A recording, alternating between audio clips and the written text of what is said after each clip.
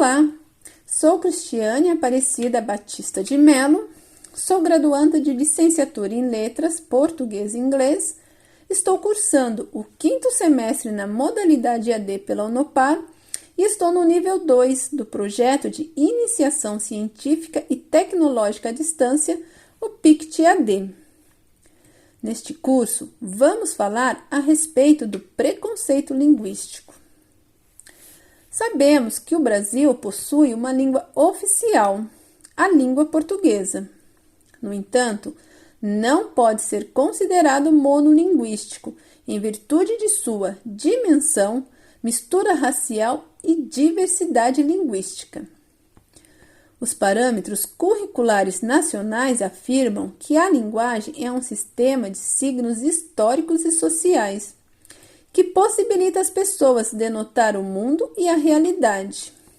Portanto, significa não apenas aprender as palavras, mas também seus significados culturais e, portanto, a maneira como as pessoas em seu ambiente social entendem e interpretam a realidade de si mesmas. No Brasil, em decorrência da nossa história, existe uma grande mistura intercultural, uma vez que foi colônia de Portugal antes da sua independência. Os portugueses trouxeram consigo os seus costumes, hábitos, formas de falar e culturas durante a colonização, assim como os negros, os espanhóis e outros povos, e também os indígenas que já habitavam nessa área.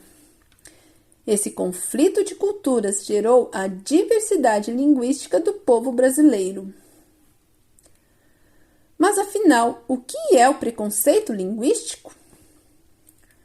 O preconceito linguístico resulta da comparação indevida entre o modelo idealizado de língua que se apresenta nas gramáticas normativas e nos dicionários e o modo de falar das pessoas que vivem na sociedade.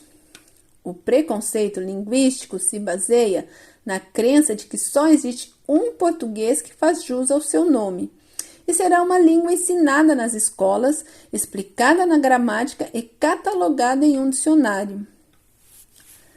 É a discriminação existente entre os falantes de um mesmo idioma, onde não há o respeito pelas variações linguísticas como sotaques, regionalismos, dialetos, gírias e demais diferenças de fala de determinado grupo.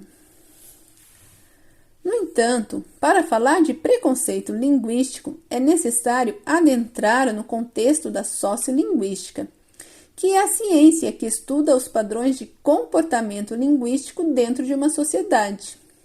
Pode-se dizer que a sociolinguística foi criada nos Estados Unidos na década de 1960, sob a direção do linguista William Labov. A sociolinguística está dividida em geográfica, faixa etária, gênero, histórica e sociocultural.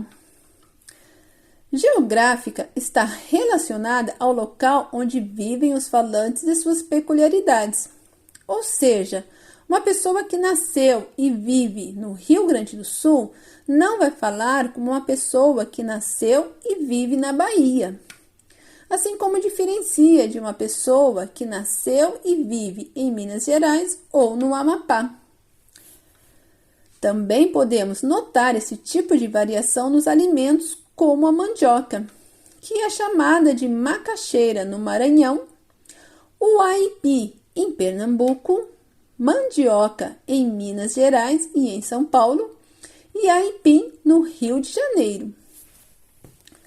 A variação por faixa etária está relacionada ao modo de falar de cada indivíduo de acordo com a sua idade. Como observamos nessas imagens, onde o jeito de falar desse casal é diferente da maneira que falam essas adolescentes. A variação por gênero está relacionada à forma diferenciada de falar entre homens e mulheres, as quais frequentemente usam os diminutivos, como vemos nas falas dessa moça. A variação histórica está relacionada às transformações da língua decorrida ao longo do tempo. Como observamos no trecho da música Cuitelinho, gravada por Nara Leão em 1974. Podemos ver frases como onde as ondas se espalha e enfrentei fortes batalha. Outro exemplo bem conhecido está na evolução e transformação do pronome você, na qual podemos perceber a sua evolução desde vossa mercê. E a sociocultural, relacionada a grupos sociais. Na imagem temos um camponês em consulta médica. E vemos que o médico usa um dicionário para compreender o que seu paciente está dizendo. Assim como nessa tirinha do Chico Bento em um diálogo com a sua professora. E na fala desse advogado no exercício de sua função.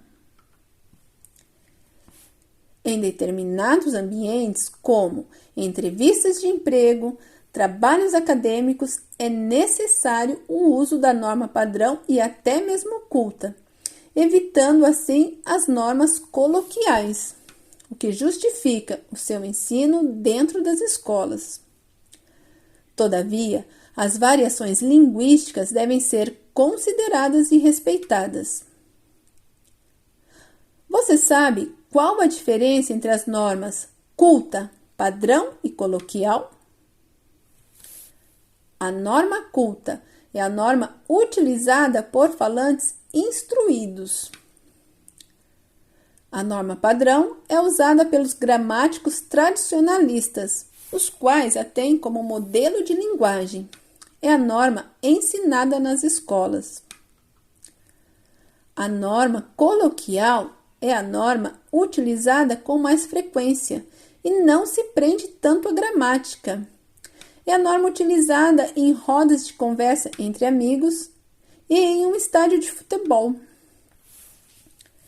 A escola, assim como o professor, deve dar ao aluno a liberdade de expressar seu ponto de vista, de expressar sua opinião, de respeitar as diferentes opiniões. Só então, esses alunos serão treinados e dominarão os diferentes tipos de comunicação sem restringir a sua língua materna. As variações linguísticas devem ser consideradas e respeitadas, sendo muito importante o reconhecimento da sua legitimidade. À escola cabe a obrigação de ensinar a variante padrão. No entanto, não pode desprezar o aluno da classe popular. As variedades estigmatizadas usadas pela população menos favorecidas não são feias, muito menos erradas, apenas seguem a linguagem como realmente é, viva, diversa, heterogênea e de acordo com as comunidades linguísticas. O preconceito linguístico é um dos piores males impregnados na sociedade atual e generalizou no nosso dia a dia, onde as pessoas são julgadas pela sua maneira de falar, estando inclusive dentro das escolas por meio dos educadores. O preconceito linguístico resulta da comparação indevida entre o modelo idealizado de língua que se apresenta na gramática normativa e nos dicionários e o modo de falar reais das pessoas, e que, assim como outras formas de preconceito, deve ser combatida por meio da conscientização de que cada pessoa é um indivíduo com suas peculiaridades, possuindo suas culturas, seus costumes, seus hábitos e suas próprias características. Precisamos quebrar esse paradigma que somente aprendendo ou memorizando a gramática padrão seremos capazes de dominar a nossa língua materna. Para mais detalhes e dúvidas, seguem as referências das publicações utilizadas na elaboração desse estudo e e-mail para contato. Agradeço a você que assistiu este curso, a coordenação, orientadores e monitores do PICT-AD. Gostou do tema abordado? Então, até a próxima!